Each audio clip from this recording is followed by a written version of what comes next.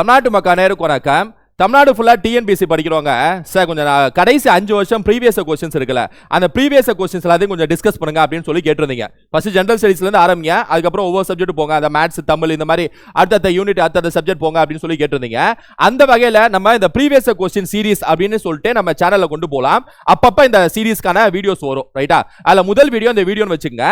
இந்த general studies அதாவது 2021 இருந்து 2026 கடந்த அந்த 5 வருஷம் இருக்குல்ல, அந்த 5 வருஷத்துல கேட்கப்பட்ட ப்ரீவியஸ் கொஸ்டின்ஸை வருஷ வாரியா வந்து ரிவர்ஸ்ல பார்ப்போம். அதாவது 2025 இந்த வீடியோல பார்ப்போம். அப்புறம் அடுத்த வீடியோல அப்படியே ரிவர்ஸ்ல 2025, 2024, 2023 அப்படின்னு சொல்லிட்டு ரிவர்ஸ்ல எல்லா ப்ரீவியஸ் கொஸ்டின்ஸ்ல இம்பார்ட்டன்ட் ப்ரீவியஸ் கொஸ்டின்ஸ் எல்லாத்தையும் மொத்தமா புழக்க போறோம், ரைட்டா? ஏன் அப்படின்னா இந்த ப்ரீவியஸ் கொஸ்டின்ஸ்ல எப்படி கேட்டிருக்காங்கன்னு சொல்லிட்டு ஒரு ஐடியா கிடைக்கணும். கடந்த 5 வருஷம் எப்படி டிஎன்பிசி பரவ வளர்ச்சி அடைகிறாங்க, அந்த கொஸ்டின்ஸ் கேள்விகளை எப்படி ஆன்சர் அடிக்கிறது, தெரிஞ்ச கேள்விகளை எப்படி அடிக்கிறது, தெரியாத கேள்விகளை எப்படி யோசிக்கிறது, இது எல்லாமே வந்து நீங்க பிராக்டிஸ் பண்ணணும். அந்த மாதிரி ஒரு பிராக்டிஸ் சீரிஸ் மாதிரியே அதை வச்சுக்கோங்க, ரைட்டா? ஸோ அந்த வகையில் இந்த வீடியோவில் 2025 கேட்கப்பட்ட குரூப் 2, குரூப் 4, குரூப் 1 கேள்விகளை நம்ம பார்க்க போறோம். எல்லா இம்பார்ட்டன்ட் கேள்வி எல்லாத்தையும் எடுத்துட்டு வந்துட்டேன் ப்ரீவியஸ் கொஸ்டின்ஸ் அடிப்படையில். ஸோ அந்த வீடியோ ஸ்கிப் பண்ணாம கடைசி வரைக்கும் பாருங்க. கண்டிப்பா இந்த வீடியோ உங்களுக்கு யூஸ்ஃபுல்லா இருக்கும். டிஎன்பிசி 2026 ஃபோக்கஸ் பண்ணக்கூடிய எல்லா ஸ்டூடெண்ட்ஸும் இந்த வீடியோவை ஸ்கிப் பண்ணாம கடைசி வரைக்கும் பாருங்க. டைமை வேஸ்ட் பண்ணாம வீடியோக்குள்ள போயிடலாம். ஸோ வரிசை அப்படியே மேட்சப்பாக பார்ப்போம். அதாவது INM, polity, geography, economics, unit 6, history, science அப்படின்னு சொல்லிட்டு எல்லாம் மேட்சப்பாக இருக்கும், கலந்து இருக்கும். அப்படியே மேட்சப்பாக பார்ப்போம், ரைட்டா? ஸோ அதில் அப்படியே வரிசையாக ஒவ்வொரு கொஸ்டினாக பார்ப்போம். ஃபர்ஸ்ட் கொஸ்டின் பாருங்க. பின்வருவற்றுள் இந்திய தேசிய காங்கிரஸ் பற்றிய சரியான கூற்றுகளை தேர்வு செய்க. இந்திய தேசிய காங்கிரசின் தந்தை ஏஓ ஹியூம் ஆவார். அதாவது இந்திய தேசிய காங்கிரஸ் ஐஎன்சின்னு சொல்லுவோம். இந்திய தேசிய காங்கிரஸ் இந்த ஐஎன்சி எப்ப ஆரம்பிக்கப்பட்டதுன்னு சொல்லி கேட்பாங்க. 1885 ஆரம்பிக்கப்பட்டது.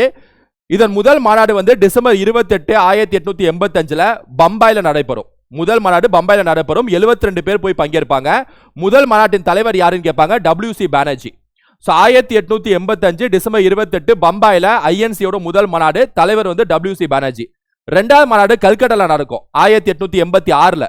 அந்த மாநாட்டோட தலைவர் யார் அப்படின்னா தாதாபாய் நரோஜி. இது ஞாபகம் வச்சுக்கணும். மூணாவது மாநாடு சென்னையில நடக்கும், ரைட்டா? சென்னை 1887. அந்த மாநாட்டோட தலைவர் யார் அப்படின்னா பத்ருதீன் தியாப்ஜி. ஸோ ஃபர்ஸ்ட் மாநாடு வந்து பம்பாய், WC பானர்ஜி. செகண்ட் மாநாடு கல்கட்டா, தாதாபாய் நரோஜி. மூணாவது மாநாடு சென்னை, அதாவது மெட்ராஸ், பத்ருதீன் தியாப்ஜி. இதை ஞாபகம் வச்சுங்க, ரைட்டா? நாலாவது மாநாடு அலகாபாத் இருக்குல்ல, அலகாபாத்ல நடக்கும் 1888 நடக்கும். ஜார்ஜ் யூலே அவர் தான் தலைவர். முதல் 4 மாநாடு ஞாபகம் வச்சுங்க. ஐஎன்சியை பொறுத்த வரைக்கும் 1885 காங்கிரஸ் கட்சி ஆரம்பிக்கும்னு சொல்லியிருந்தேன். 1885 இருந்து 1905 வரைக்குமே, அதாவது ஒரு 20 வருஷத்துக்கு இந்த ஐஎன்சியில் இருக்கக்கூடிய தலைவர்கள்லாம் யாரா இருப்பாங்க அப்படின்னா மிதவாதிகளா இருப்பாங்க, மாடரேட்ஸா இருப்பாங்க. அதாவது பிரிட்டிஷை வந்து கொஞ்சம் பெட்டிஷன் வைக்கிறது, பிரிட்டிஷை வந்து கொஞ்சம் செஞ்சிருங்க அப்படின்னு சொல்லிட்டு ரிக்வஸ்ட் செய்யக்கூடிய சாஃப்ட் கேரக்டர், ரொம்ப சாஃப்டா போகக்கூடிய நபர்களா இருப்பாங்க. இவங்க எல்லாமே எல்லா மாநாட்டையும் வந்து நகரத்துல தான் நடத்துவாங்க, சிட்டிஸ்ல தான் நடத்துவாங்க. அதனாலே கிராமங்களில் கொண்டு போய் சேராது. அதனால தான் காந்தி வந்ததுக்கு அப்புறம் அந்த கிராமங்களை கொண்டு போய் சேர்க்கணும். நம்ம பிரிட்டிஷ்க்கு எதிராக இருக்கக்கூடிய போராட்டத்தை கிராமங்களை கொண்டு போய் சேர்க்கவே இல்லை. இந்தியாவில் 90% கிராமங்கள் தாப்பா, நீங்க பாட்டு நகரத்திலே எல்லா மாநாடும் நடத்திட்டு இருந்தீங்கன்னா என்ன அப்படின்னு சொல்லிட்டு காந்தி வந்து டிஃபரெண்டா கொண்டு போவார், ரைட்டா? ஸோ இந்த 20 காலம் வந்து மிதவாதிகள் காலம். 1905 இருந்து 1919 வரைக்கும் தீவிர தேசியவாதிகள் காலம். இந்த மிதவாதிகள் சொல்லணும்னா ஜி.கே. கோகலே சொல்லலாம், பத்ருதீன் தியாப்ஜியை சொல்லலாம், ஃபெரோஸ் ஷா மேத்தா சொல்லலாம், சுரேந்திரநாத் பானர்ஜியை சொல்லலாம், தாதாபாய் நௌரோஜியை சொல்லலாம், WC பானர்ஜி சொல்லலாம். யார்? மிதவாதிகள். இந்த 20 வருஷத்துக்கான தலைவர்கள் பெயரை நான் சொன்னேன். இப்போ அதுமாதிரி இந்த 1905 இருந்து 1919 தீவிர தேசியவாதிகள் காலம் சொன்னேன்ல, அது எப்படிப்பட்ட தலைவர்களாக இருப்பாங்கன்னா ரொம்ப ரஃபா பிரிட்டிஷ போராட்டம் செஞ்சு, ஏன்னா பிரிட்டிஷ மிகப்பெரிய ரொம்ப ரஃபா ஹேண்டில் பண்ணக்கூடிய கேரக்டரா இருப்பாங்க, ரொம்ப ஹார்டு கேரக்டரா, ரைட்டா? இந்த மாதிரி சாஃப்டாலாம் போயிட்டு வேலைக்கு ஆகாதுன்னு சொல்லக்கூடிய நபர்கள் தான் தீவிர தேசியவாதிகள் இந்த காலகட்டத்தில்.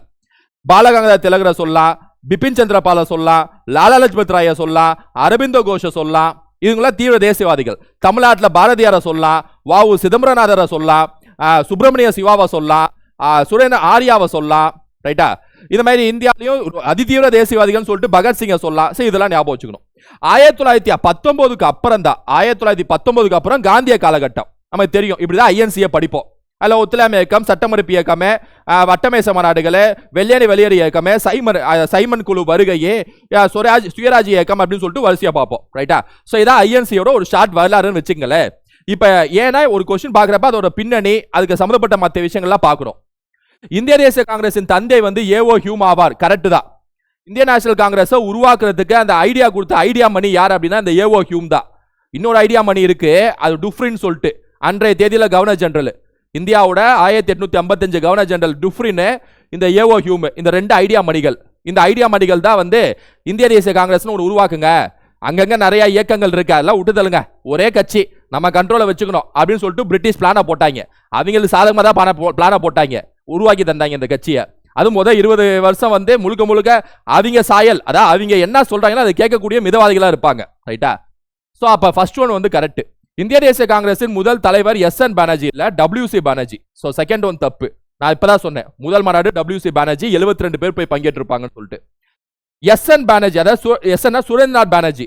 சுரேந்திரநாத் பானர்ஜி இந்திய தேசிய விடுதலை அமைப்பை நிறுவினார். இது கரெக்ட். சுரேந்திர பானர்ஜி வந்து இந்திய தேசிய விடுதலை அமைப்புன்னு ஒன்று நிறுவியிருப்பாரு. இந்தியன் அசோசியேஷன் சொல்லிட்டு இன்னொன்று நிறுவியிருப்பாரு. இந்தியன் அசோசியேஷன், இந்திய தேசிய விடுதலை அமைப்பு, இதெல்லாம் நிறுவியவர் யார் அப்படின்னா எஸ்.என். பானர்ஜி தான். ஸோ அப்போ 1 and 3 ஆர் கரெக்ட் அப்படிங்கிறது வரும். So 1 and 3 option B is the answer. ரெண்டாவது மட்டும் தப்பு. ஏன்னா ஃபர்ஸ்ட் பிரசிடென்ட் வந்து WC பானர்ஜி, எஸ்.என். பானர்ஜி இல்ல.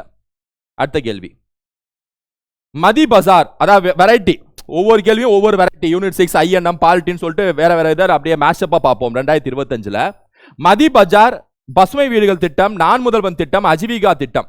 இந்த மதி பஜார் அப்படிங்கிறது சுய உதவி குழுக்களுக்கான திட்டம்ங்க. செல்ஃப் ஹெல்ப் குரூப் இருப்பாங்களே அவங்களுக்கான திட்டம் தான் வந்து மதி பஜார். இந்த செல்ஃப் ஹெல்ப் குரூப், அதாவது சுய உதவி குழுக்கள் தமிழ்நாட்டில் அறிமுகம் செய்யப்பட்ட ஆண்டு வந்து 1989 கலைஞர் கருணாநிதி ஆட்சியில். ரைட்டா? சுய உதவி குழுக்கள், செல்ஃப் ஹெல்ப் குரூப்ஸ் அப்படின்னு சொல்லக்கூடிய அந்த அமைப்பு ஆரம்பிக்கப்பட்டது. ரைட்டா? அதுக்கப்புறம் வந்து பல்வேறு கடன், பல்வேறு சின்ன சின்ன வட்டி கூடுறது, சின்ன சின்ன தொழில் ஆரம்பிக்கிறது, இதுக்கான கடன் வாங்குறது, இவங்களாம் வந்து சுய உதவி குழுக்களோட பணிகளா இருக்கும். மதி பஜார் வந்து அவங்களுக்கான ஒரு கட்டமைப்பு உருவாக்கக்கூடிய ஒரு திட்டமா இருக்கும். பசுமை வீடுகள் திட்டம், பேர்ல இருக்கு பசுமை வீடுகள் சொல்லிட்டு, சுத்தமான எரிசக்தி. ரைட்டா? ஈஸியா அடிச்சிடலாம், என்ன அதனால பார்த்தாலே அடிச்சிடலாம். நான் முதல்வன் திட்டம், நான் முதல்வன் நம்ம ஃபேமஸான திட்டம், திறன் மேம்பாடு திட்டம். ரைட்டா? அஜ்விகா திட்டம் வந்து வறுமை ஒழிப்பு திட்டம். அஜ்விகா மிஷன் வந்து வறுமை ஒழிப்பு. ஸோ அப்படி பார்த்தீங்க அப்படின்னா 4 1 2 3 4 1 2 3, அதாவது option B is the answer. ரைட்டாங்க? 4 1 2 3, yes, option B is the answer. So திட்டங்கள்லாம் சரியா ஞாபகம் வச்சுக்கணும். இப்போ வந்து சிங்கப்பெண் திட்டம் சொல்லிட்டு லான்ச் பண்ணாங்க. இப்போ இந்த கவர்மெண்ட் தாவேக அரசு வந்ததுக்கு அப்புறம் சிங்கப்பெண் திட்டம் லான்ச் பண்ணாங்க. இது என்ன தேதியில் லான்ச் பண்ணாங்கன்னு சொல்லி கேட்பாங்க. ஜூன் 9 2026. எங்க லான்ச் பண்ணாங்கன்னு சொல்லி கேட்பாங்க. சென்னை ராஜரத்ன ஸ்டேடியத்தில் லான்ச் பண்ணாங்க. ரைட்டா? சுமார் 2500 பெண்களை இதுல வந்து செலக்ட் பண்ண போறோம் அப்படின்னு சொல்லிட்டு அறிவிச்சிருக்காங்க. இதெல்லாம் வந்து கூடுதலா இந்த திட்டம் பற்றியான விஷயங்கள். ரைட்டா? அதையும் ஞாபகம் வச்சுங்க. பவனேஸ்வரி அவங்க தான் வந்து இந்த திட்டத்துக்கான தலைமை தாங்கக்கூடிய நபர். ஸோ ஓகே, இதெல்லாம் அப்படியே ஞாபகம் வச்சுக்கணும். அடுத்து, அடிப்படை கடமைகள் பற்றிய சரியான கூற்றினை தேர்ந்தெடு. இந்தியாவின் இறையாண்மை, ஒற்றுமை மற்றும் ஒருமைப்பாட்டை பாதுகாப்பது அடிப்படை கடமையில ஒரு இது.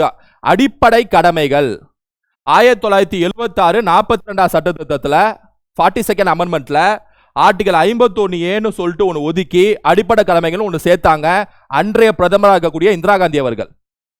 அந்த அடிப்படை கடமைகளை பொறுத்த வரைக்கும் எந்த குழு பரிந்துரைப்படி சேர்த்தாங்க அப்படின்னா ஸ்வரன் சிங் கமிட்டி பரிந்துரைப்படி சேர்த்தாங்க. இந்திரா காந்தி எத்தனை கடமைகள் எழுதியிருப்பாங்க அப்படின்னா 10 டியூட்டிஸ் எழுதியிருப்பாங்க. 10 கடமைகள். ரைட்டா? தேசிய கீதம் மற்றும் தேசிய பாடலை மதிக்க வேண்டும், நாட்டில் சுதந்திரக்காக போராட்டப்பட்ட நபர்களை வந்து மதிக்க வேண்டும், புரியுதா இல்லையா? நாட்டின் பாதுகாப்புக்காக செயல்பட வேண்டும், நாட்டின் அந்த இறையாண்மை, யூனிட்டி, இன்டெகிரிட்டியை வந்து பாதுகாக்க வேண்டும், பெண்கள் மற்றும் சகோதரத்துவத்தை வந்து பாதுகாக்க வேண்டும், புரியுதா இல்லையா? இந்த என்விரான்மெண்ட், சுற்றுச்சூழலை வந்து பாதுகாக்க வேண்டும், அரசு சொத்துக்களை, அதாவது பப்ளிக் ப்ராப்பர்ட்டியை வந்து பாதுகாக்க வேண்டும். இதெல்லாம் வந்து அடிப்படை கடமைகளை கூடிய அந்த சாம்பிள் டியூட்டிஸ் நான் வந்து உங்களுக்கு ஓரலா சொல்லியிருக்கேன். மொத்த 10 கடமைகள் வந்து இந்திரா காந்தி எழுதியிருப்பாங்க. அடிப்படை கடமைகள் சொல்லிட்டு ஒரு சிட்டிசன் நாட்டுக்கு என்ன செய்யணும், அதான் அடிப்படை கடமை. நாட்டுக்கு இன்னும் என்னெல்லாம் செய்யணும். அடிப்படை உரிமைன்னு சொல்லிட்டு ஆர்டிகல் 12 இருந்து ஆர்டிகல் 35 வரைக்கும் அம்பேத்கர் எழுதியிருப்பார். அடிப்படை உரிமை, ஒரு நாடு மக்களுக்கு என்னென்ன உரிமை தந்திருக்கு, புரியுதா இல்லையா? அதாவது பேச்சுரிமையா இருக்கட்டும், தீண்டாமை ஒழித்தலா இருக்கட்டும், ரைட் டு, அதாவது ரைட் டு என்ன சொல்றது, தனி மனித சுதந்திரம், ரைட் டு பர்சனல் லிபர்ட்டியா இருக்கட்டும், தனி மனித சுதந்திரமா இருக்கட்டும், மதம் சார்ந்த சுதந்திரமா இருக்கட்டும், கலாச்சார உரிமையா இருக்கட்டும், கல்வி உரிமையா இருக்கட்டும், இல்ல ஆர்டிகல் 29 ஒதுக்கி இருப்பாங்க. கலாச்சாரம் மற்றும் கல்வி உரிமைன்னு சொல்லிட்டு 29, தீண்டாமை ஒழித்தல் 17, அனைவரும் சமம், அதாவது சட்டத்துக்கு முன் அனைவரும் சமம் 14, ஜாதி மதம் இனம் இல்ல காரணம் காட்டி பாகுபாடு பார்க்க கூடாது 15, வேலை வாய்ப்புல அதையும் காரணம் காட்டி பாகுபாடு பார்க்க கூடாது. ஆர்டிகல் 16 வரிசை எழுதியிருப்பாங்க தெரியும். அப்ப அடிப்படை உரிமைகள் உங்களுக்கு வழங்கியிருக்கும் அப்படின்னா, நாடு உங்களுக்கு மக்களுக்கு அடிப்படை உரிமை வழங்கியிருக்கு அப்படின்னா, நாட்டு மக்கள் இந்த நாட்டுக்கு ஏதாவது கடமை செய்யணும்ல. உங்களுக்கு வழங்கியிருக்கோம், நீங்க ஏதாவது செய்யணும்ல. For every action equal and opposite reaction. Newton 3வது விதிப்படி உங்களுக்கு உரிமை வழங்கியிருக்கோம், எங்களுக்கு கடமை செய்யுங்க. அந்த கண்ணோட்டத்தில் இந்திரா காந்தி இதை சேர்த்தாங்க. 10 கடமைகள், இந்த டியூட்டிஸ்லாம் நீங்க சிட்டிசன் நீங்க செய்யணும்னு சொல்லிட்டு. சப்போஸ் செய்யலனா அரெஸ்ட் பண்ண முடியாது, கோர்ட்ல கேஸ் ஃபைல் பண்ண முடியாது, தண்டனை எல்லாம் கொடுக்க முடியாது. அதனால தான் சொல்லுவாங்க அடிப்படை கடமைங்கிறது நான் ஜஸ்டிசபிள் இன் நேச்சர், தண்டனைக்கு உட்படாததுன்னு சொல்லுவாங்க. எக்ஸாம்ல கேட்டிருக்காங்க. ஆனா அடிப்படை உரிமை தண்டனைக்கு உட்பட்டது. ஒரு சராசரி குடிமகனுக்கு உரிமை பறிக்கப்பட்டால் கேஸ் சுப்ரீம் கோர்ட் வரைக்கும் போலாம். ரைட்டா? ஸோ அது ஒரு கம்பல்சரி இருக்க வேண்டும். ஸோ அப்போ 10 கடமைகள். 11வது கடமையா வந்து கல்வி கடமை, அதாவது பெற்றோர்கள் மாணவர்களுக்கு கல்வி கொடுக்க வேண்டும் சொல்லக்கூடிய ஒரு கடமையை வாஜ்பாய் அரசாங்கம் சேர்த்தாங்க 2002ல் 86 சட்ட திருத்தம்னு ஒன்று போட்டு. ரைட்டா? 86 அமெண்ட்மெண்ட் ஆக்ட். ஸோ அதையும் ஞாபகம் வச்சுக்கணும். சரி, இந்த கேள்வி எது சம்மந்தப்பட்டதுன்னு பார்ப்போம். அடிப்படை கடமைகள் இதுல எது இதெல்லாம் கேட்குறாங்க. To protect the sovereignty, unity and integrity, இது ஒரு அடிப்படை கடமை தான். இட்ஸ் அடிப்படை கடமை. ரைட்டா? 51A C வரும்னு நினைக்கிறேன். Right. To protect and improve the natural environment, சுற்றுச்சூழலை பாதுகாக்க வேண்டும். இது வந்து 51A G வரும். ஜீனா கிரீன், கிரீன்னா சுற்றுச்சூழல் அப்படி ஞாபகம் வச்சுக்கலாம். To preserve the rich heritage of our composite, கலாச்சாரத்தை பாதுகாக்க வேண்டும். இதுவும் அடிப்படை கடமையில் வரும். ரைட்டா? To safeguard public, private property வராது, பப்ளிக் ப்ராப்பர்ட்டின்னு வரும். 4வது வந்து நீங்க டக்குன்னு ப்ராப்பர்ட்டினோன்னு அடிச்சிடுவீங்க, எல்லாமே கரெக்ட்னு யோசிப்பீங்க. அப்படி இல்லை, பிரைவேட் ப்ராப்பர்ட்டி வராது, பப்ளிக் ப்ராப்பர்ட்டி. ஸோ 3 கரெக்டுங்க. இறையாண்மை, ஒற்றுமை, அந்த பாதுகாப்பது எல்லாம் கரெக்டுங்க. ஆன்சர் வந்து 1, 2, 3ங்க. Option C is the answer. ரைட்டா? ஒரு கேள்வி பாலிட்டி, ஒரு கேள்வி யூனிட் 6, ஒரு கேள்வி INM சொல்லிட்டு வெரைட்டியா பார்த்துட்டு இருக்கோம். அடுத்தது நிரந்தர நிலவரி திட்டம், அதாவது பெர்மனன்ட் செட்டில்மெண்ட் ஆக்ட். நிரந்தர நிலவரி திட்டம், அதாவது 1793ல் இந்த வீணா போன கான்வாலிஸ்னு ஒருத்தர் இருக்கான். பிரிட்டிஷ்ல கான்வாலிஸ்ன்னு சொல்லிட்டு ஒரு வீணா போன ஒருத்தர் இருக்கான்.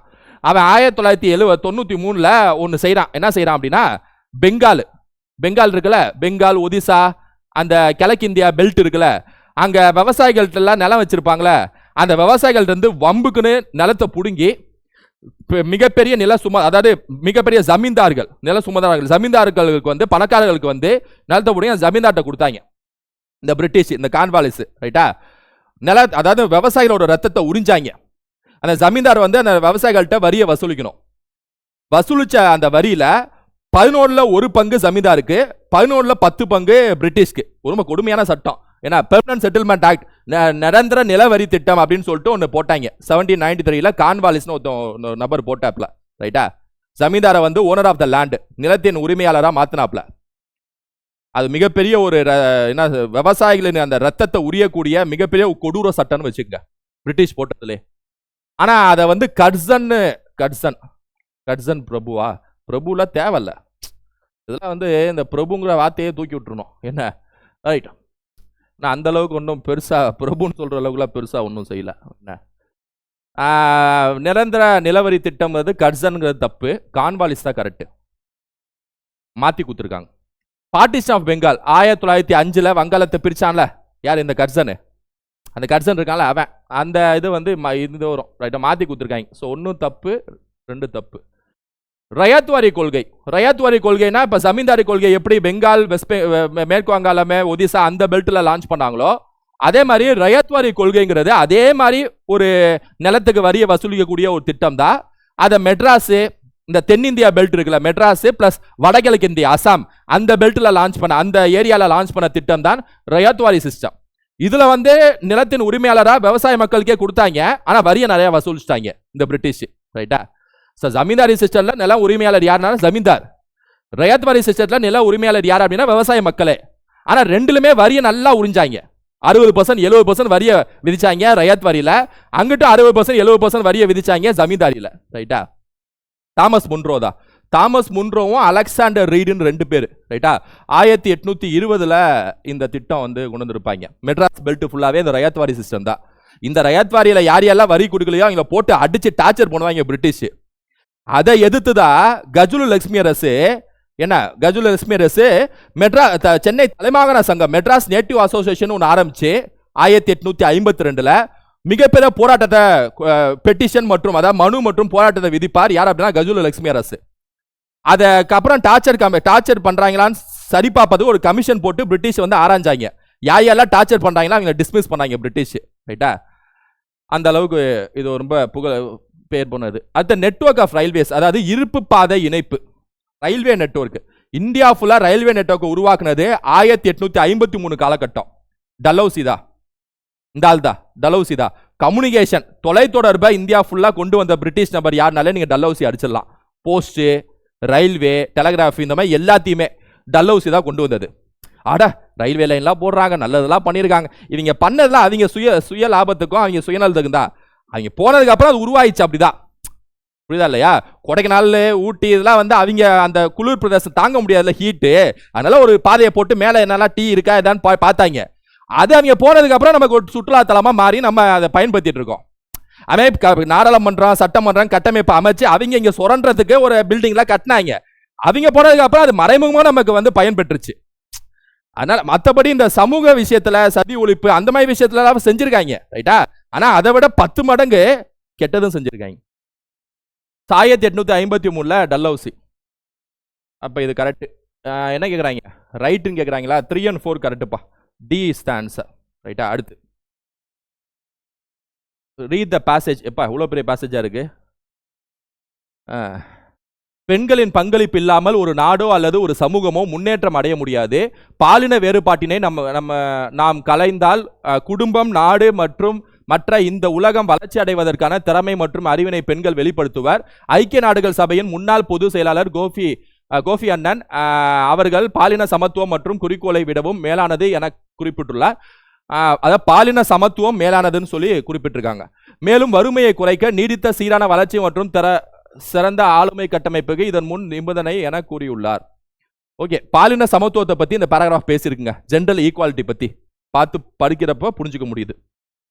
பெண் கல்வியை உறுதி செய்வதற்கான நடவடிக்கைகளை மேற்கொள்ள வேண்டும். பெண் கல்வின்னு சொல்லிட்டு இந்த பேரால பெருசா சொல்லல. பெண்கள் பத்தி பேசுறாங்க, பாலின சமத்துவம் ஓகே, குறிப்பிட்டு பெண் கல்வின்னு சொல்லல. பாலின வேறுபாட்டினை குறைப்பதற்கான முக்கியத்துவம் கொடுக்கப்பட வேண்டும். இதா ஜெண்டர் இன்இக்வாலிட்டியை ரெடியூஸ் பண்ணணும். அதுதான் இங்க சொல்லியிருக்காங்க இந்த பேராகிராஃப்ல. இதை வச்சுக்கோங்க இப்போதைக்கு. பெண்களின் பாலியல் துன்புறுத்தல்களை தடுக்க கடுமையான நடவடிக்கைகள் எடுக்கப்படும். இந்த விஷயம் ஓகே தான், ஆனா இந்த பேராகிராஃப்ல அதை சொல்லல. பெண்களுக்கான வேலை வாய்ப்பு உருவாக்கும் திட்டங்களுக்கான தேவை அப்படின்னு சொல்ல. பாலின சமத்துவம், அந்த சமத்துவமின்மையை குறைத்தல், இதுதான் இந்த பேரா பேசுது. ஜெண்டர் ஈக்குவாலிட்டி, ஆணும் பெண்ணும் சமம், அதை தான் பேசுது. அப்படி பார்த்தீங்கன்னா option B is the answer. ரைட்டா? அதனால இந்த மாதிரி பேராகிராஃப் கொஸ்டின்ஸ்லாம் வந்து அங்கங்க சும்மா இந்த ஹிண்ட் வேர்டு, இந்த பாலினம் இருக்கா, இங்கே பாலினம் இருக்கா முடிச்சு விட்டுலாம், என்ன அது மாதிரி அடிச்சு விட்டுலாம். அடுத்து கார்பன் மோனாக்சைடு உமிழ்வுகளை பற்றி கீழ்காணும் எந்த கூற்றுகள் சரி? சரிவர எரிக்காத எரிபொருளால் வரக்கூடியது. It's mainly due to incomplete combustion of fuel. Correct. Carbon மோனாக்சைடுனாலே சரியா எரிக்காத பொருளால் வெளியேறக்கூடிய ஒரு நச்சு வாயு தான் இந்த கார்பன் மோனாக்சைடு சொல்லக்கூடிய இந்த emission. They are more evident in petrol engine, இதுவும் கரெக்ட் தான். Long term exposure can cause nausea, இதுவும் கரெக்ட் தான். நீண்ட நேர உமிழ்வினால் இது ஏற்படும். So 1, 2, 3 is the answer. ரைட்டா? ஸோ சயின்ஸை பொறுத்த வரைக்கும் கரெக்டாக படிச்சு வச்சுக்கணும். அடுத்து அரசியல் தலைவர் என்பதை தவிர கோபாலகிருஷ்ண கோகலே ஒரு சிறந்த சமூக சீர்திருத்தவாதி. கரெக்ட் தான். எப்பவுமே தலைவர்களை பத்தி பாசிட்டிவா ஒரு ஸ்டேட்மெண்ட் சொல்றாங்க, ஒரு கூற்று சொல்றாங்கன்னா கரெக்டா தான் இருக்கும். தலைவரை பத்தி மட்டும் இல்ல, நம்ம இந்தியா பத்தியோ, தமிழ்நாடை பத்தியோ, தமிழக திட்டங்களை பத்தியோ, இந்தியா திட்டங்களை பத்தியோ கரெக்டா தான் சொல்றாங்க, பாசிட்டிவா சொல்றாங்கன்னா கரெக்டா தான் இருக்கும். இங்க பாருங்க, அரசியல் தலைவர் என்பதை தவிர கோபாலகிருஷ்ண கோகலே ஒரு சிறந்த சமூக சீர்திருத்தவாதி.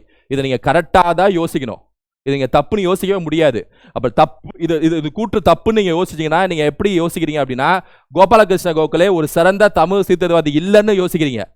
அப்படி தலைவரை நெகட்டிவா எப்படி ஒரு கொஸ்டின் கேட்பாங்க, கோபாலகிருஷ்ண கோகலே எல்லாம் சிறந்த சமூக சீர்திருத்தவாதிலாம் இல்லப்பா அப்படின்னு யோசிக்கிற மாதிரி அர்த்தம். அப்படி இல்லை, கரெக்டாக தான் இருக்கணும்.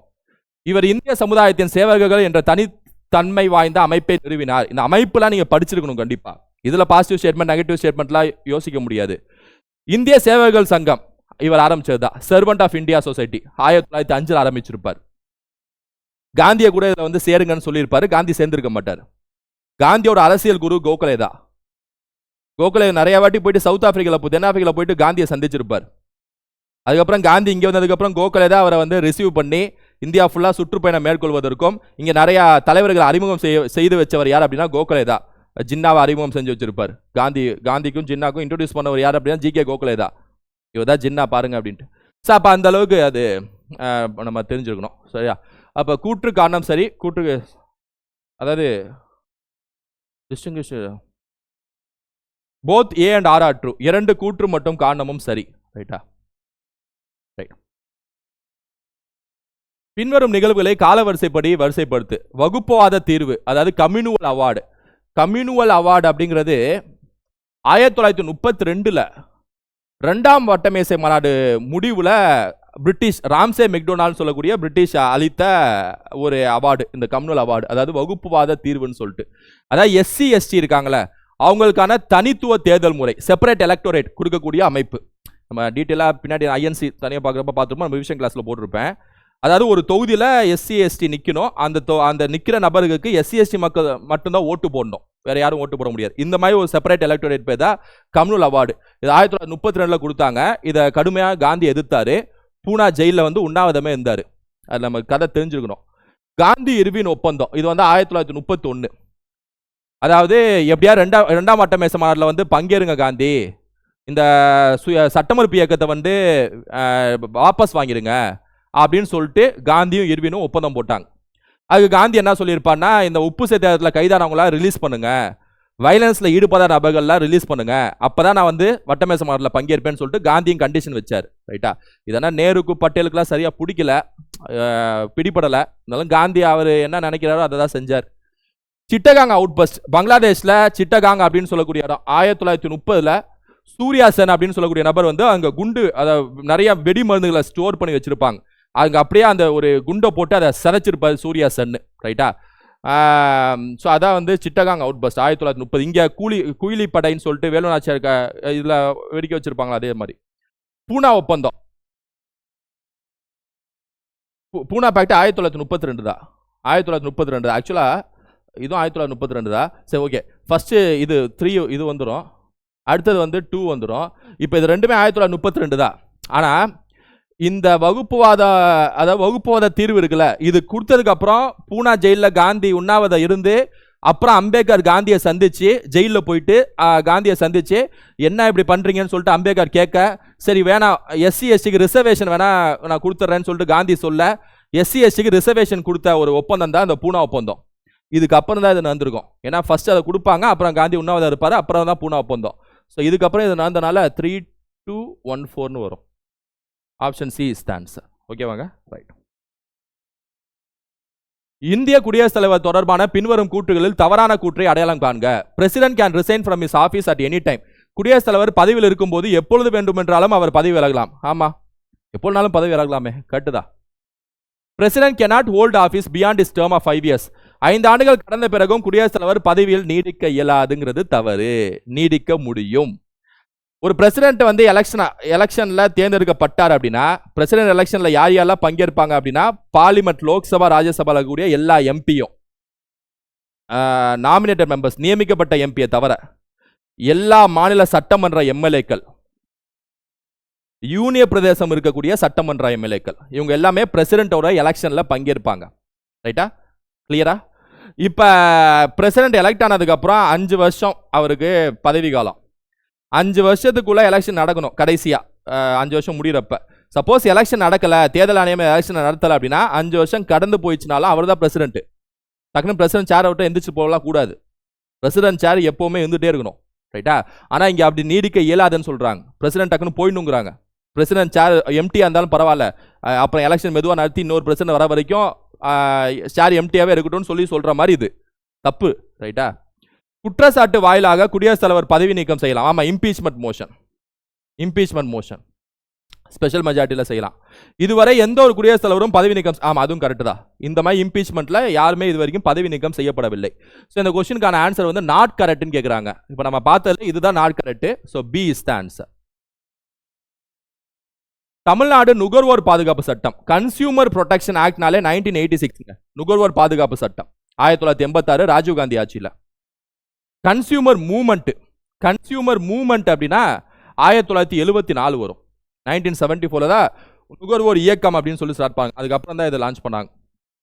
ஒரு மூவ்மெண்ட் எப்படி லான்ச் பண்ணதுக்கப்புறம் தான் ஒரு சட்டம் போட முடியும். அதனால அதை யோசிச்சாலே இதுக்கு முன்னாடி தான் இருக்கும்னு சொல்லி அடிக்கலாம். இது ஈஸியாக அடிக்கலாம். இங்கே பாருங்க, எம்ஆர்டிபி சட்டம்ங்கிறது 1969 ரொம்ப ஃபேமஸ். MRTP சட்டம் இந்திரா காந்தி ஆட்சியில் 1969 போடுவாங்க.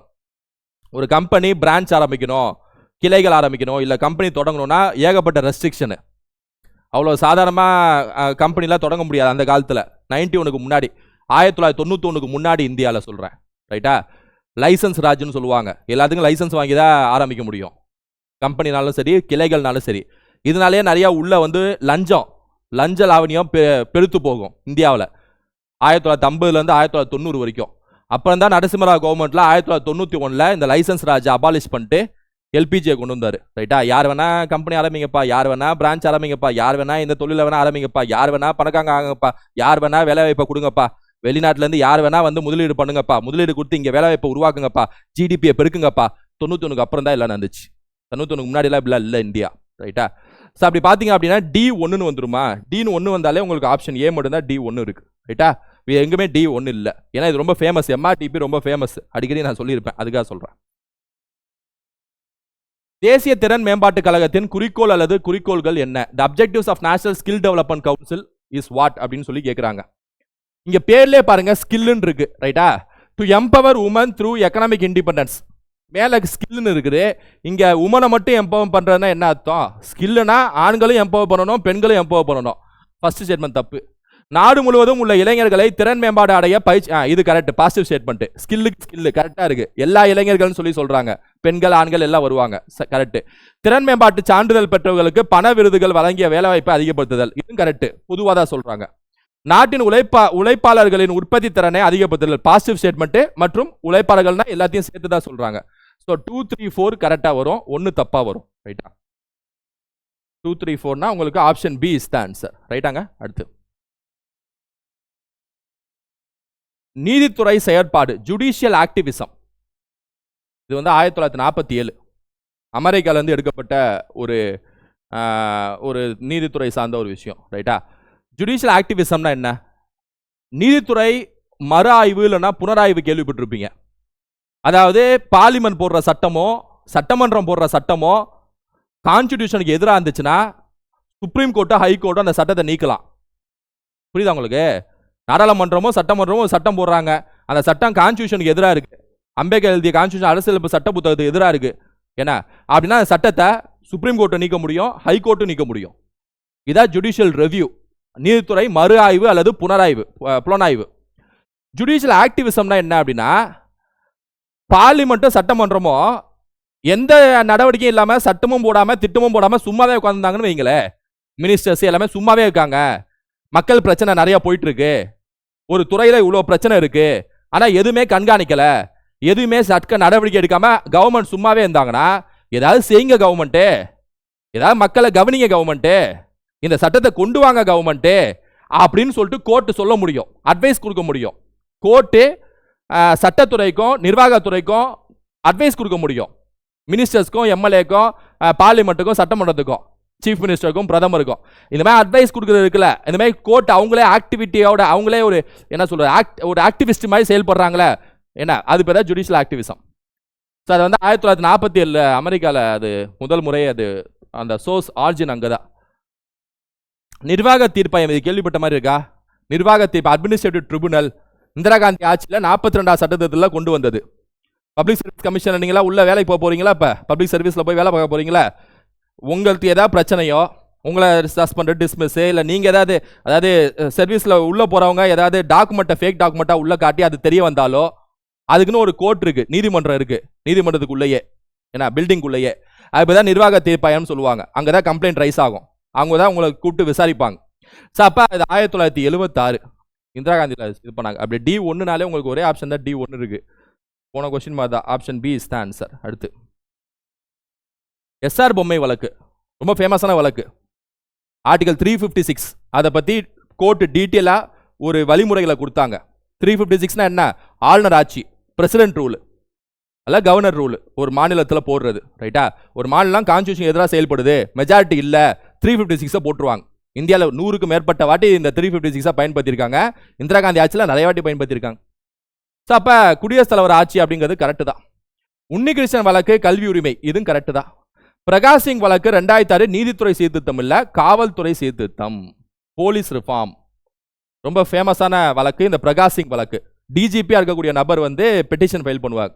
இந்த மாதிரி வந்து போலீஸ் டிபார்ட்மெண்ட் வந்து பாலிடிக்ஸ் உள்ள கொண்டு வராங்க, அரசியல் கட்சி தலைவர்கள் அங்கே அழுத்தம் கொடுக்குறாங்க, எங்களை டிரான்ஸ்ஃபர் பண்ணுறாங்க, சரியாக வேலை செய்யறேன்னா அவங்களோட உள்காரணத்துக்காக அவங்களோட சுயலாபத்துக்காக எங்களை அங்கங்கே டிரான்ஸ்ஃபர் பண்ணுறது, எங்களை வற்புறுத்துறது, இந்த கேஸ் எடுங்க வற்புறுத்துறது, எஃப்ஐஆர் போட வைக்கிறது, இந்த மாதிரி விஷயம்லாம் பாலிடிக்ஸ் உள்ள செயல்படுறாங்க, எங்களை சுதந்திரமாக செயல்பட விடுங்க அப்படின்னு சொல்லக்கூடிய ஒரு வழக்கு தான் பிரகாஷ் சிங் வழக்கு. நாகராஜ் வழக்கு இடஒதுக்கீடு, எது கரெக்டு தான், எது தவறுன்னு கேட்குறாங்களா? பொருத்தமற்றது எதுன்னு கேட்குறாங்க. C is the answer. Answer வந்து சி, ரைட்டா? கோயம்புத்தூர் தென்னிந்தியாவின் மான்செஸ்டர், கரெக்டு தான். மதுரை தமிழ்நாட்டின் பண்பாட்டு தலைநகரம், கரெக்டு தான். நாமக்கல் தமிழகத்தின் நெற்களஞ்சியம், தவறு. தஞ்சாவூர் தான் நெற்களஞ்சியம். நாமக்கல் வந்து முட்டை நகரம். அப்போ மாற்றி கொடுத்துருக்காங்க. எது இன்கரெக்ட்னு கேட்குறாங்க. So 3 and 4 is the answer. Option D is the answer. இதெல்லாம் கொஞ்சம் ஃபேமஸ், படிச்சிருப்பீங்க, ரைட்டா? அடுத்து குளோரோஃபார்ம். குளோரோஃபார்ம்ங்கிறது CHCl3, இது கொஞ்சம் ஈஸி தான். CHCl3 தான் வந்து குளோரோஃபார்ம். ஃபாஸ்ஜீன் வந்து COCl2. ஃபாஸ்ஜீன் வந்து COCl2. கண்ணீர் புகை அதாவது டியர் கேஸ் வந்து CCl3NO2. நைட்ரஜன் டை ஆக்சைடு வந்தாலும் உங்களுக்கு டியர் கேஸ் வந்துடும், ரைட்டா? கடுகு வாயு அப்படிங்கிறது Cl2H4SC2H4Cl D2, ரைட்டா? ஸோ 3412 அப்படின்னு வரும். 3412னா option C is the answer. So science கேள்விகளில் தரவா இருக்கணும். இந்த சட்டத்திட்டத்தின் மூலம் அடிப்படை கடமைகளானது இந்திய அரசியலமைப்பில் சேர்க்கப்பட்டது. எந்த சட்டத்தின் மூலம் அடிப்படை கடமைகள் இந்திய அரசியல் சேர்க்கப்பட்டது அப்படின்னா 42வது சட்டத்திட்டம் 1976. இது மேலே பார்த்துட்டோம், ரைட்டா? அதனால அடுத்த கேள்வி போலாம். தேசிய மனித உரிமைகள் ஆணையம், தேசிய மனித உரிமைகள் நேஷனல் ஹியூமன் ரைட்ஸ் கமிஷன் சொல்லுவாங்க. 1993 ஆரம்பிக்கப்பட்ட அமைப்பு, ரைட்டா? 1993 ஆரம்பிக்கப்பட்ட அமைப்பு தான் நேஷனல் ஹியூமன் ரைட்ஸ் கமிஷன், மனித உரிமைக்கான ஆணையம். சென்ட்ரல் இன்ஃபர்மேஷன் கமிஷன், மத்திய தகவல் உரிமை ஆணையம். தகவல் உரிமை சட்டம் 2005. அப்ப தகவல் உரிமை ஆணையமும் 2005 தான். வாஸ்தவம் தானே? கரெக்ட் தானே?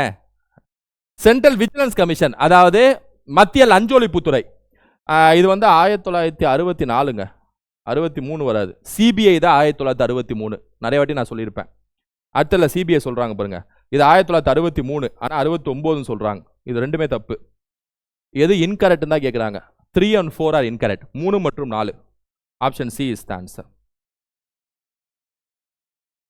தமிழ்நாட்டின் கிராமப்புறங்களில் வாழும் மக்களின் வாழ்க்கை தரம் மேம்பட்டுள்ளது. ஓகே, பாசிட்டிவ் ஸ்டேட்மெண்ட் கரெக்டாக தான் இருக்கும். தமிழ்நாடு அரசு தமிழ்நாடு கிராம வாழ்விட மேம்பாடு திட்டம் என்ற முதன்மை திட்டத்தை அறிமுகப்படுத்தி, இதுவும் பாசிட்டிவ் ஸ்டேட்மெண்ட் தான். கூட்டுக்கு சரியான காரணம் அடிச்சுட்டு வந்துருங்க. இந்த மாதிரி வந்து ஜென்ரலாக கொடுக்குறாங்கனாலே கூட்டுக்கு சரியான காரணமாக அடிச்சுட்டு வந்துருங்க. 90% அதான் ஆன்சராக இருக்கும். Option B is the answer. சட்டமறுப்பு இயக்கம், சிப்பாய் கழகம், வேலூர் கழகம், தென்னிந்திய புரட்சி. தென்னிந்திய புரட்சிங்கிறது நம்ம பாலக்காரர் இருக்குல்ல, அதாவது புலிதேவரில் ஆரம்பிச்சு மருது பாண்டியர்களை தொட்டு 2ஆம் தென்னிந்திய புரட்சியை தொட்டு, அதான் வந்து தென்னிந்திய புரட்சி. ஸோ இது வந்து 1799 காலகட்டம்னு வச்சுக்குவோம். வேலூர் கழகம் 1806. வேலூர் சிப்பாய் கழகம், வேலூர் சிப்பாய் மியூட்னி நடந்துச்சுல, நீ இது ஜாதி இதெல்லாம் காட்டக்கூடாது, தலையில் என்னோட தொப்பியை தான் போடணும், ஏன்னா இந்த மாதிரி சில ரெஸ்ட்ரிக்ஷன்லாம் பண்ணாங்க. ஏன்னா அதை அப்போ ஒரு சிப்பாய்கள்லாம் வெகுண்டு எழுந்தாங்க. அதான் வேலூர் கழகம் 1806. சிப்பாய் கழகம் வந்து 1857. மங்கள் பாண்டே, நார்த் இந்தியாவில். மங்கள் பாண்டே மட்டும் இல்லை, ராணி லட்சுமி பாய், தாண்டியா தோப்பு, கன்வர் சிங், பேகரம் அஸ்ரத் மஹால். சட்டமறுப்பு இயக்கம், civil disobedience movement 1930.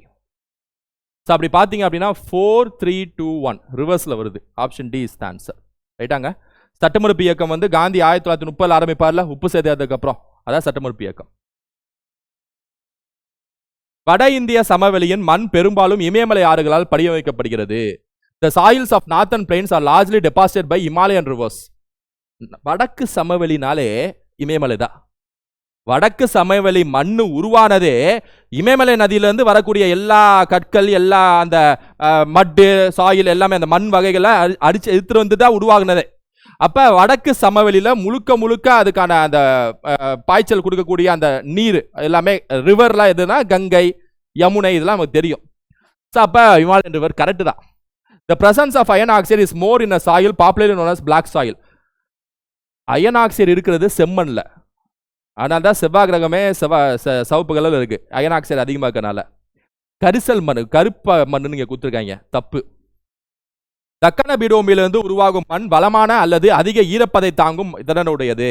The soil derived from Deccan Trap is fertile and has high moisture holding capacity. இது கரெக்ட். 1 மற்றும் 3 is the answer. 1 மற்றும் 3னா option B is the answer. ரைட்டா? உயிரினங்களில் கார்பன் கீழ்கண்ட எந்த பணிகளை செய்கிறது? இது கரிம மூலக்கூறுகளின் கட்டமைப்பு கூறாக செயல்படுகிறது. It is a structural component of organic molecule. Yes, organic தான். இன்ஆர்கானிக் கெமிஸ்ட்ரி, ஆர்கானிக் கெமிஸ்ட்ரின்னு படிப்போம். அதில் முழுக்க கார்பனை பற்றி படிக்கிறதா ஆர்கானிக் கெமிஸ்ட்ரி. முழுக்க கார்பனு, ஈத்தேனு, புரோப்பேனு, பியூட்டேனு, பென்டேனு, பென்சீனு. ரைட்டா? Helps to find with other molecules. இது மற்ற அணுக்களுடன் எளிதில் பிணைப்புகளை ஏற்படுத்தக்கூடியது. இதுவும் கரெக்டு தான். கார்பன் ஈஸியாக எல்லா கூடயும் சேர்ந்துடும். அதனால்தான் எல்லா உலகத்தில் கூடிய எல்லா பொருளையும் கார்பன் சேர்ந்து உருவாக்கப்படுகிறது. கார்பன் தான் மெயின். அதனால ஆர்கானிக் கெமிஸ்ட்ரி பெரிய பாடமாக இருக்கும். gives flexibility to form and function of molecules such as ஆமா DNA RNA கார்பன் தான் மெயின் ரோல் ப்ளே பண்ணுது நம்ம உடம்புல கூடிய DNA RNA ரைட்டா இல்ல ஜீன்ல. ஸோ மூணுமே கரெக்ட் தான். Option D is the answer. Tamil Nadu சுகாதார அமைப்பு சீர்திருத்த திட்டம் பற்றிய தவறான கூற்றினை கண்டறிக.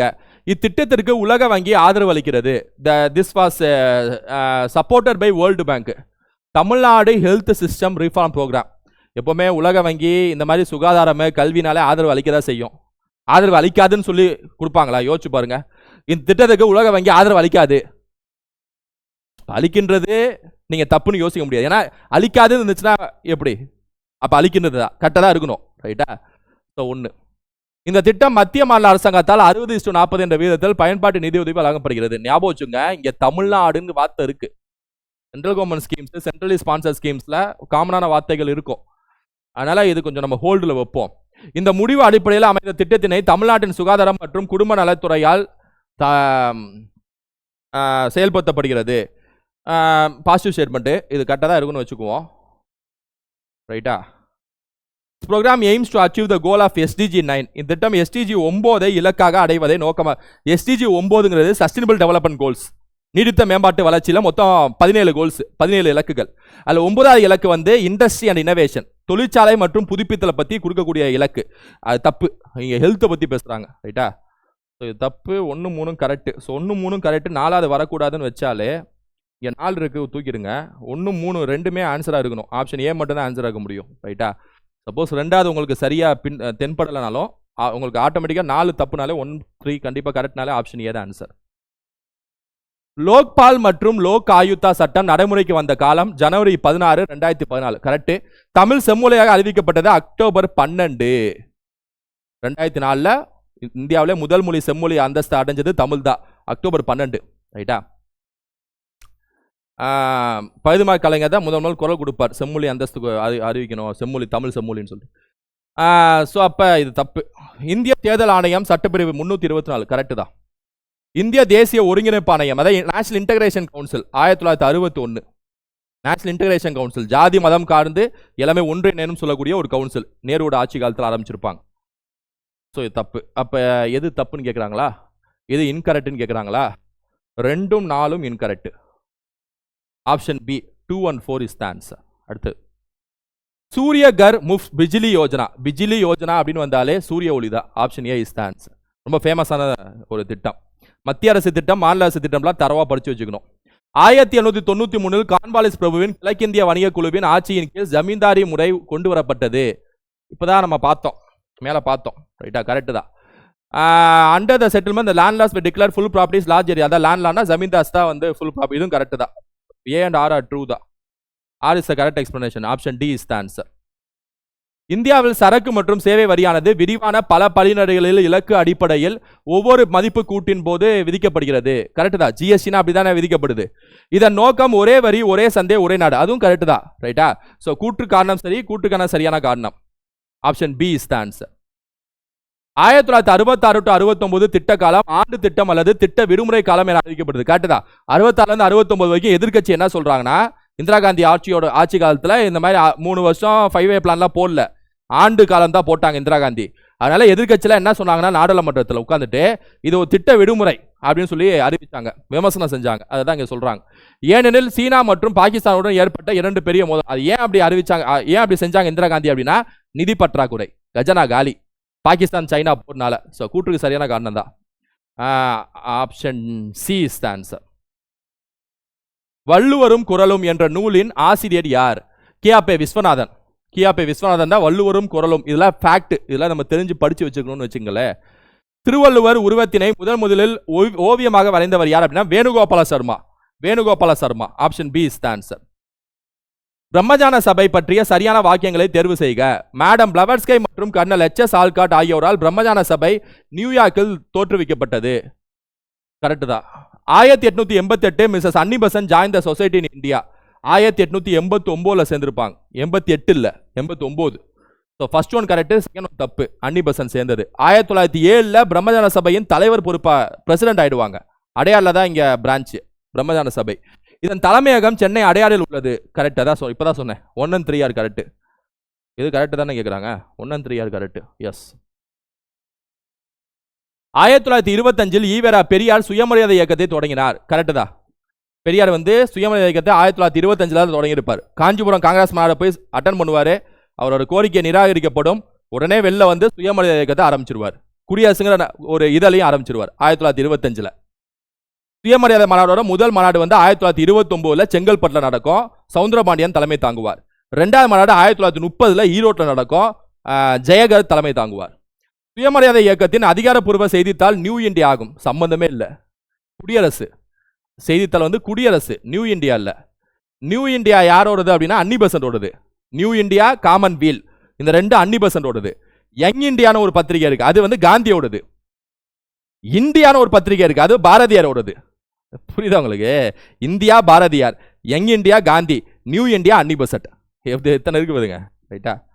ஓகே. இது என்னதப்ப? இது என்னது? இது கூற்று சரி, காரணம் தவறு. ஏ சரி, ஆனால் 6 தவறு. Option A is the answer. குறியிடாத ஆர்என்ஏ என்ன முக்கிய பங்கு வகிக்கிறது? What is the crucial role of RNA? ஆர்என்ஏனாலே ஜீன் ரெகுலேஷன் தாங்க. ஆர்என்ஏவே ஜீன் சம்பந்தப்பட்டது தான். ஜெனட்டிக்ஸ்னாலே டிஎன்ஏ ஆர்என்ஏ தான். ஸோ 4 ஆப்ஷன்ல எது ஜீன் ரெகுலேஷன் ஜீன் வந்ததோ அது ஆன்சர் டாக்குன்னு போட்டு வந்துடலாம். ரைட்டா? இந்திய அரசியலமைப்பின் 42 சட்ட திருத்தம் கொண்டு வரப்பட்ட போது இந்தியாவின் பிரதமர் இந்திரா காந்தி. ரைட்டா? 1976 மினி கான்ஸ்டிடியூஷன் சொல்லுவாங்க அந்த 42 சட்ட திருத்தத்தை.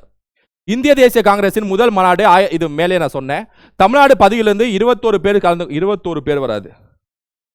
தமிழ்நாட்டில இருந்து மெட்ராஸ்ல இருந்து 22 பேர் வரும். 22 பேர் பங்கேற்று இருப்பாங்க. 21 வராது, 22 வரும். கூற்று சரி, காரணம் தவறு. Option A is the answer. குடியரசுத் தலைவர் உச்சநீதிமன்ற நீதிபதிகளை நியமனம் செய்கிறார். ஆமா, குடியரசுத் தலைவர் உச்சநீதிமன்ற நீதிபதிகளை அப்பாயின்மெண்ட் செய்வது குடியரசுத் தலைவர் தான். செலக்ட் பண்றது கொலிஜியம் முறை. சுப்ரீம் கோர்ட்டுக்குள்ளேயே ஒரு சில சீஃப் ஜஸ்டிஸோட சீனியர் மோஸ்ட் ஜட்ஜஸ் எல்லாம் சேர்ந்து இன்டர்வியூ வச்சு செலக்ட் பண்ணிடுவாங்க. ரைட்டா? எக்ஸாம்லாம் நடக்காது. ஜட்ஜஸா தேர்ந்தெடுக்கப்படுகிறதுக்கு ஹைகோர்ட்டுக்கும் சுப்ரீம் கோர்ட்டுக்கும் எக்ஸாம்லாம் நடக்காது. டிஎன்பிசி மேலே எக்ஸாம் நடக்காது. கொலிஜியம் முறை தான் தேர்ந்தெடுப்பாங்க. ரைட்டா? அது அவங்களோட கண்ட்ரோல்லே இருக்கும். ஜுடிஷியரியோட கண்ட்ரோல்லே இருக்கும் செலக்ட் பண்ணுறது. அதை யாரும் தலையிட முடியாது. பிரதமரோ பார்லிமெண்ட்டோ தலையிட முடியாது. அது பேர் தான் கொலிஜியம் முறை. படிச்சிருப்போம். சுப்ரீம் கோர்ட் ஜட்ஜஸ் ஆட்டுவே, ஆனால் அப்பாயின்மெண்ட் பண்ணுறது பிரசிடென்ட் தான். அது கரெக்டு தான். In case of appointment of the judges the law minister of India shall be consulted. தப்பு. யாருமே கன்சல்ட் பண்ண மாட்டாங்க.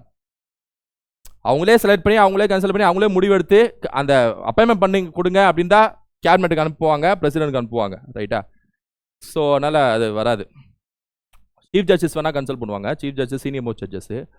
கூற்று சரி, காரணம் தவறு. A is true, R is false. Option C is the answer. மாநிலங்களுக்கு இடையேயான குழுக்களை காலவரிசைப்படி ஒழுங்குபடுத்துவோம். இந்த மத்திய மாநில அரசுக்கு ஆணையம் நிறைய போடுவாங்கன்னு சொல்லி முந்தைய வகுப்புல சொல்லியிருப்பேன். அதை பற்றி தான் கேட்குறாங்க. இதில் ராஜமன்னா குழு தான் ஃபர்ஸ்ட் போடப்பட்டது. 1969 கலைஞர் கருணாநிதி ஆட்சியில் 3 நபர்கள் கொண்ட குழு. அதில் ஒருத்தர் ராஜமன்னார். ராஜமன்னாரோட சேர்த்து 3 நபர். இதை ஏன் சொல்கிறேன்னா ப்ரீவியஸில் கேட்டிருக்காங்க. நிறைய பரிந்துரை கொடுப்பாங்க. 1971 போய் இந்திரா காந்தி பரிந்துரை கொடுப்பாங்க. அதை இந்திரா காந்தி நிறைவேற்ற மாட்டாங்க. ஏன்னா பரிந்துரை அந்த மாதிரி இருக்கும். ஐஏஎஸ் ஐபிஎஸ் ஆஃபீஸ்லாம் நீக்குங்க, பிளானிங் கமிஷனை நீக்குங்க, நிதி ஆணையத்தை பெர்மனண்டா மாத்துங்க அப்படின்னு சொல்லிட்டு. சர்க்கரையா குழு 1983 போடுவாங்க. பரிந்துரை கொடுத்தது 1987. போடப்பட்டது இந்திரா காந்தி ஆட்சியில், பரிந்துரை கொடுத்தது ராஜீவ்காந்தி ஆட்சியில். இதெல்லாம் எக்ஸாம்ல கேட்பாங்க. வெங்கடாச்சலையா குழு 2000 போடுவாங்க கான்ஸ்டியூஷன் ரிஃபார்முக்காக. புஞ்சி ஆணையம் 2007 போடுவாங்க. 2006-7 அந்த காலகட்டத்தில். ஸோ அப்போ உங்களுக்கு என்ன வரும்? 2341 வரும். Option D is the answer. இந்தியாவின் பணவீக்கம் அதிகமாக இருப்பதற்கான காரணம் என்ன? பணவீக்கம் இன்ஃப்ளேஷன் அதிகமாக இருக்குன்னா காரணம் என்ன? இன்ஃப்ளேஷனா என்ன? பொருளோட விலை அதிகமாயிட்டே போறது. இந்தியாவில் எல்லா பொருட்களின் விலை அதிகமாயிட்டே போறது. ஒரு பொருளோட விலை எப்ப இந்தியாவில் அதிகமாகும்னா டிமாண்ட் அதிகமாக தான் அதிகமாகும். மக்கள்கிட்ட அதிகமாக பணம் இருக்கு, மக்கள்கிட்ட அதிகமான பணம் கையில் அதிகமாக பணம் வச்சிருக்காங்க இந்தியாவில் எல்லா மக்களும். அப்போ பொருளை வாங்க போவாங்க. அவ்வளோ டிமாண்ட் இருக்கனால பொருளோட விலை ஏறிடும். ஆனால் இவ்வளோ பேர் வாங்க வரீங்களாப்பா, விலையை ஏறிடுச்சு. ரைட்டா? அதே சமயத்தில் சப்ளையும் கம்மியாக இருக்கணும். அப்போனா கண்டிப்பாக இன்ஃப்ளேஷன் தான். விநியோகம், அதாவது இப்போ 2 செல்ஃபோன் இருக்கு, அதை வாங்க 100 பேர் இருக்காங்க. அப்போ செல்ஃபோனோட விலை ஏற தானே செய்யும். கிடுகிடுன்னு ஏறுமா? தங்கத்தை வாங்குறதுக்கு குமிறாங்களா? காசு இல்லை பணம் இல்லைங்கிறாங்க. ஆனால் நகை கடையில் போனால் கூட்டம் அள்ளுது. புரியுதா உங்களுக்கு? அப்போ டிமாண்ட் இருக்கு, சப்ளை கம்மியாக இருக்கு, தங்கத்தோட விலை ஏறுது. இது புரியுதா? அப்போ சப்ளை கம்மியாக இருந்து டிமாண்ட் அதிகமாக இருந்துச்சுனாலே இந்தியாவில் இன்ஃப்ளேஷன் அர்த்தம், பணவீக்கம்னு அர்த்தம். அதாவது பொருளோட விலை ஏறுதுன்னு அர்த்தம், பணவீக்கம்னா அது அர்த்தம். ஸோ அப்போ என்ன காரணம் கேட்குறாங்க? ஹை டிமாண்டும் ஒரு காரணம் தான், டாலருக்கு எதிரான ரூபாய் மதிப்பு குறைஞ்சாலும் அதுவும் ஒரு காரணம் தான், குறைவான உற்பத்தியும் ஒரு காரணம் தான். லோ மணி சப்ளை காரணம் வராது. லோ மணி சப்ளை, அதிகமான மணி சப்ளை தான் காரணம், இது வராது. இப்போ இந்த கொஸ்டின் ஒரு சர்ச்சைக்குரிய கேள்வி. இதை நான் அந்த எக்ஸாம் முடிஞ்சப்பவே, இது குரூப் 4 குரூப் 2 கேட்ட கேள்வி. அந்த எக்ஸாம் முடிச்சப்பவே இது ஒரு சர்ச்சைக்குரிய கேள்வின்னு தான் சொன்னேன். டிஎம்பிசி கிரேஸ் மார்க்கும் கேட்டோம், வழக்கம் போல அவங்க கொடுக்கல. இதான் ஆன்சர்னு சொல்லி கொடுத்துட்டு அவங்க பாட்டுக்கு அவங்க ஸ்டைலில் போயிட்டாங்க. ஏன்னா பாதிக்கப்பட்டது மாணவர்கள் தான். இது மூணுமே கரெக்டு தான். யோசிச்சு பாருங்க. டிமாண்ட் அதிகமாக இருந்தாலும் இன்ஃப்ளேஷன் தான். அதான் கேட்குறாங்க. பணவீக்கம் அதிகமாக இருக்குது, அதானே கேட்குறாங்க. சப்ளை கம்மியாக இருந்தாலும் ப்ரொடக்ஷன் கம்மியாக இருந்தாலும் இன்ஃப்ளேஷன் ஆகும், ருப்பி இதானாலும் இன்ஃப்ளேஷன் ஆகும். ரைட்டா? வழக்கம் போல காது குத்து கேட்கல டிஎன்பிசி. ஓகே. டெங்கு எதை பாதிக்கப்படும்? போலியோ, தட்டம்மை, அதாவது இளம்பிள்ளை வாதம், அதாவது போலியோனாலே உங்களுக்கு பிரெயின் கண்டிப்பா ஞாபகம் இருக்கணும். ரைட்டா? மூளை யோசிச்சாலும் உங்களுக்கு போலியோனாலே மூளை பிரச்சனை வரும். அப்ப B1னா உங்களுக்கு வந்து இந்த 2 ஆப்ஷன் வந்துருமா? B1ல. ஓகே. அடுத்து மீசில்ஸ், தட்டம்மைனால உங்களுக்கு தோல் பாதிக்கப்படும். ரைட்டா? So C4, B1 C4, option A is the answer. இந்த மாதிரி சின்ன சின்ன விஷயம் ஏதாவது கேள்விப்பட்ட, நம்ம வாழ்க்கை முறையில் கேள்விப்பட்டது பார்த்தது, அதை வச்சு அடிச்சுடணும். ரைட்டா? ஓகே. அடுத்து கீழ்கண்ட கூற்றுகளில் வேலுநாச்சியார் பற்றி எது சரியானது? வேலுநாச்சியார் சிவகங்கை அரசரான செல்லமுத்து சேதுபதியின் மகள் ஆவார். செல்லமுத்து சேதுபதியோட மகள் தான் வேலுநாச்சியார், அது கரெக்ட். ஆனா செல்லமுத்து சேதுபதி ராமநாதபுரத்தை சேர்ந்தவர், சிவகங்கை இல்ல. சிவகங்கை வந்து வேலுநாச்சியார் வாக்குப்பட்ட மாவட்டம், பிறந்த மாவட்டம் இல்ல. செல்லமுத்து சேதுபதி மகள் வேலுநாச்சியார், ஆனா 2 பேருமே சிவகங்கை இல்ல, ராமநாதபுரம். தப்பு. வேலுநாச்சியாரின் கணவர் நவாபின் படைகளால் கொல்லப்பட்டதால் ஆங்கிலேயரை தாக்கும் நோக்கத்துடன் கோபால நாயக்கர், ஐதர் அலி ஆகியோருடன் கூட்டணி அமைத்தார். பெரும்பாலும் ஒரு ஸ்டேட்மெண்ட் பெருசா இருந்தால் அது கரெக்டாக தான் இருக்கும். அது மட்டும் இல்லாமல் 2ம் கரெக்டு தான். இது கரெக்டு தான். ஐதர் அலியும் வேலுநாச்சியார் கோபால நாயக்கர் கூட கூட்டணி வச்சிருப்பாங்க. இதெல்லாம் நான் அடிச்சு துவைச்சது. வேலுநாச்சியார் நோயுற்று 1790 இருந்தார் இல்ல, 1796 இருந்திருப்பாங்க. 1790 அவங்களோட பொண்ணு வெள்ளாச்சி நாச்சியாட்ட ஒப்படைச்சிட்டு போவாங்க ஆட்சிய, மருது பாண்டியர்களோட உதவியோட. 96 தான் இறந்து போவாங்க வேலுநாச்சியார். சரியானவை எதுன்னு கேட்குறாங்க? 2, ஆப்ஷன் ஏ 2 மட்டும் சரியானவை. இந்திய அரசமைப்பு நெகிழும் மற்றும் நெகிழாத்தன்மைகள் கொண்டுள்ளன. Indian constitution is both rigid and flexible. Correct. அது என்ன நெகிழும் மற்றும் நெகிழாத்தன்மை? ஒரு கான்ஸ்டிடியூஷன் எழுதி முடிச்சார் அம்பேத்கர். அந்த கான்ஸ்டிடியூஷன் நிறைய ஆர்டிகல்ஸா இருக்கு. அந்த ஆர்டிகல்ஸ்ல சில விஷயங்களை தூக்குறது, நீக்கிறது, எடுக்கிறது, சேர்க்கிறது, இதெல்லாம் பண்ணோன்னு வைங்களேன், அது பேர் அமெண்ட்மெண்ட்னு சொல்லுவாங்க, சட்ட திருத்தம் செய்யறாங்கன்னு சொல்லுவாங்க. அது பார்லிமெண்ட் கையில தான் இருக்கு, வேற யாரும் அதை செய்ய முடியாது. அந்த மாதிரி ஈஸியா செய்ய முடியுது. எந்த ஆர்டிகல் வேணா தூக்க முடியும் பார்லிமெண்ட். ஒரு 10 ஆர்டிகலை தூக்க முடியும், ஒரு 10 ஆர்டிகலை சேர்க்க முடியும். அப்படி பார்லிமெண்ட் செய்ய முடியும் ஒரு கான்ஸ்டிடியூஷன் அப்படின்னா, அப்படிப்பட்ட ஒரு கான்ஸ்டிடியூஷன் பிளெக்சிபிள்னு அர்த்தம். ரைட்டா? அதாவது நெகிழும் தன்மை, அதாவது பிளெக்சிபிளா இருக்கு அப்படின்னு அர்த்தம். நெகிழ்ந்து போகுது, என்ன வேணா செஞ்சுக்கலாம் போல அப்படின்னு அர்த்தம் இல்ல. ஒரு கான்ஸ்டிடியூஷன் அமெண்ட்மெண்ட் சட்டத்திருத்தம் செய்வது ரொம்ப கஷ்டம், நிறைய பேர் வரணும், நிறைய பேர் கை தூக்கணும், எல்லா மாநிலங்கள் நிறைய பேர் கை தூக்கணும், நிறைய பேர் ஓகே சொல்லணும். அப்புறம் அப்படிப்பட்ட ஒரு கான்ஸ்டிடியூஷன் ரிஜிட்னு அர்த்தம், நெகிழாத்தன்மைன்னு அர்த்தம். அதை வளைஞ்சு கொடுக்காது, கான்ஸ்டிடியூஷன் எதுவும் செய்ய முடியாது, அசைக்க முடியாது. ஸோ அப்போ கான்ஸ்டியூஷன் புக்கை அப்படி அசைச்சு பார்க்க முடியும், என்ன வேணா செய்ய முடியும் அப்படின்னா ஃபிளெக்சிபிள். பார்லிமெண்ட் என்ன வேணா செஞ்சிட முடியும், ஈஸி ஹேண்டில் பண்றது, 10 அடிகளை தூக்க முடியும்னா ஃபிளெக்சிபிள். இல்ல எதுவும் செய்ய முடியாது, ரொம்ப கஷ்டம், கைய வைக்க முடியாது அப்படின்னா ரிஜிட். நம்ம இந்தியன் கான்ஸ்டியூஷன் பொறுத்த வரைக்கும் சில விஷயத்துல ரிஜிட்னு சொல்லலாம், சில விஷயத்துல ஃபிளெக்சிபிள்னு சொல்லலாம். சில விஷயத்துல நெகிழும் தன்மை, சில விஷயத்துல நெகிழாத்தன்மை, அப்படிதான் அமைப்பு இருக்கு. ஆர்டிகல் 368 வந்து அமெண்ட்மெண்ட் பத்தி பேசுது கான்ஸ்டியூஷன்ல, சட்டத்திருத்தம் பத்தி பேசக்கூடிய ஆர்டிகல் 368 என்ன சொல்லுதுன்னா, சில விஷயத்துல சிம்பிள் மெஜாரிட்டியில செய்ய முடியும், சில விஷயத்துல ஸ்பெஷல் மெஜாரிட்டியில செய்ய முடியும், சில விஷயத்துல ஸ்பெஷல் மெஜாரிட்டி மாநிலங்கள் பெர்மிஷனோட செய்ய முடியும், 50% மாநிலங்கள் பெர்மிஷனோட. இப்போ அடிப்படை உரிமை டிபிஎஸ்பில ஸ்பெஷல் மெஜாரிட்டி பார்லிமெண்ட் மட்டுமே செய்ய முடியும். President election, supreme court, high court சம்பந்தப்பட்ட விஷயம், 7வது அட்டவணை எல்லாமே மாநிலங்கள்ட்ட பெர்மிஷன் கேட்கணும். அப்ப ரிஜிட் ஆயிடுது. சில இதுல பிளெக்சிபிளா இருக்கு, ரைட்டா. குடியுரிமை சம்பந்தப்பட்ட விஷயத்துல சிம்பிள் மெஜாரிட்டிலே பார்லிமெண்ட் செஞ்சுட்டு போயிட்டே இருக்க முடியும். அப்ப குடியுரிமை விஷயத்துல பிளெக்சிபிள், இந்த மாதிரி சில விஷயத்துல அப்படின்னு சொல்லிட்டு இருக்கு. அப்ப போத் அப்படிங்கிறது கரெக்ட் தான். இந்த constitution was amended more than 100 times. ஆமா, இந்திரா காந்தி ஆட்சியில் மட்டுமே ஒரு 40-50 வாட்டி பண்ணியிருப்பாங்க போல, ரைட்டா. ரெண்டுமே கரெக்ட் தான். கூட்டுக்கு சரியான காரணம் சொல்லிட்டு அடிக்கலாம். R is the correct explanation. Okay, இந்த வீடியோவில் ஒரு 40 கேள்வி பார்த்துருப்போம், ரைட்டா. கொஞ்சம் கொஞ்சமாக நம்ம போவோம், கண்டினியூஸாக இருக்காது. அப்படியே அடுத்தடுத்த வீடியோவில் நம்ம மேஷப்பாக அப்படியே கொண்டு போயிட்டு அப்படியே நம்ம இந்த ப்ரீவியஸ் கொஸ்டின் சீரீஸை கொண்டு போகலாம், ரைட்டா. ஸோ பியூஐக்குன்னு எப்போல்லாம் தமிழில் பார்க்குறீங்களோ அப்போல்லாம் இதோட கண்டினியூஷன் அப்படியே வந்துருது, அப்படியே நம்ம ப்ரீவியஸ் கொஸ்டின்ஸை டிஸ்கஸ் பண்ணுறோம் அப்படின்னு புரிஞ்சுங்க, ரைட்டா. ஸோ ஸ்டூடெண்ட்ஸ், இந்த வீடியோ உங்களுக்கு யூஸ்ஃபுல்லாக இருக்கும்னு நினைக்கிறேன். இதே மாதிரி இன்னொரு வீடியோவில் சந்திக்கிறேன். உங்கள் ஃப்ரெண்ட்ஸை ஷேர் பண்ணுங்கள். Thank you students.